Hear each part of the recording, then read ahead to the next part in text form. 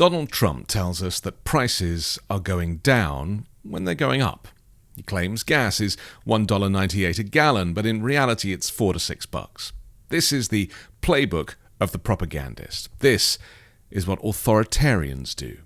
You have gasoline that hit $1.98 yesterday in a couple of states.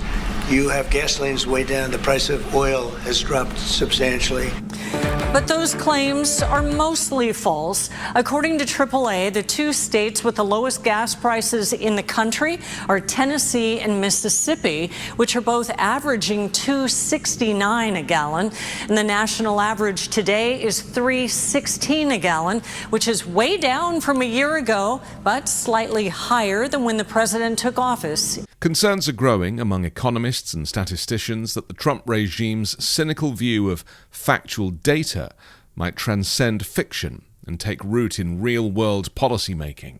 With Donald Trump's well-documented antagonism toward unfavorable economic data and trade analysis, many fear that the administration could begin targeting government employees tasked with producing unbiased statistics.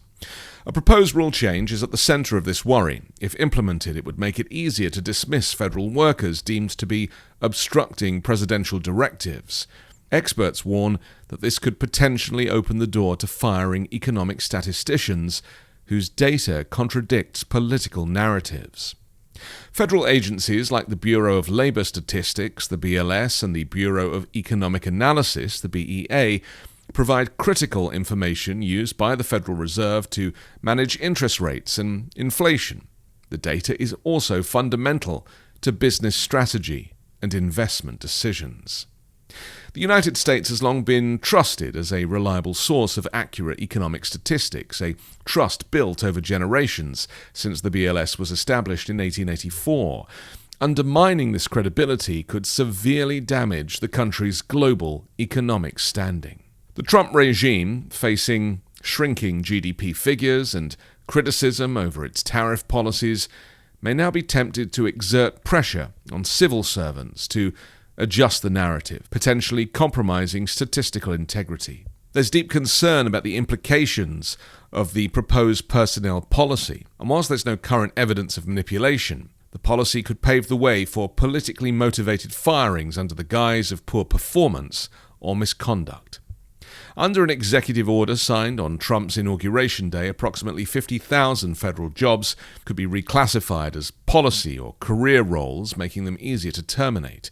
While specific positions have yet to be identified, there's fears that statisticians could be among the targets. BLS officials might be dismissed for publishing job or inflation data seen as politically damaging. This could foster a culture where political loyalty outweighs expertise and objectivity. Trump has previously dismissed unfavorable statistics as fake, while touting the same metrics when they aligned with his narrative.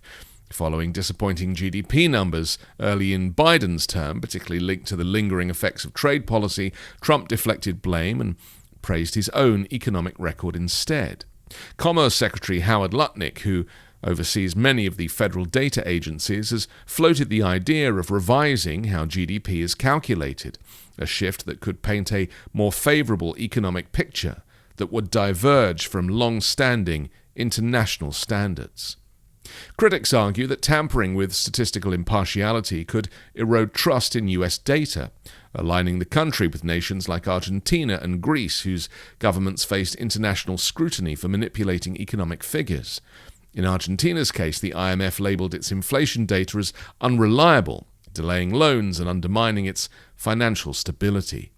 Greece's data distortion contributed to a devastating financial crisis and political upheaval.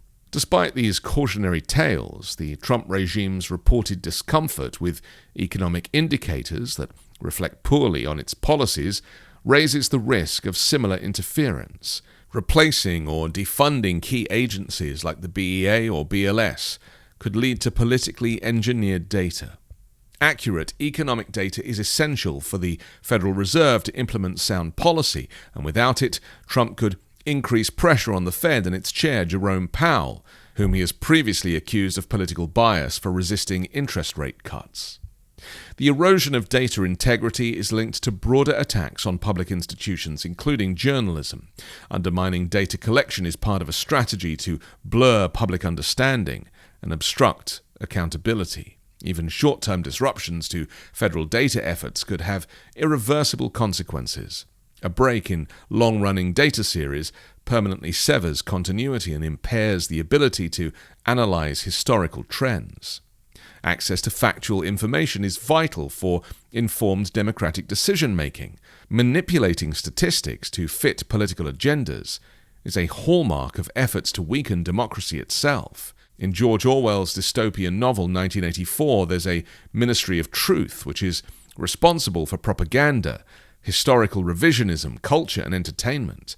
Its main role is to help control the population through that misinformation and outright lies and lack of information so that the state can maintain total power over the people. Trump didn't invent this stuff, but he sure has adopted it, as his cruelty and dictatorial leanings get stronger with every passing day. I'm Anthony Davis. You can find me on the 5 Minute News YouTube channel and podcast, on Wednesdays co-hosting Uncovered, and on Sunday on The Weekend Show with Midas Touch.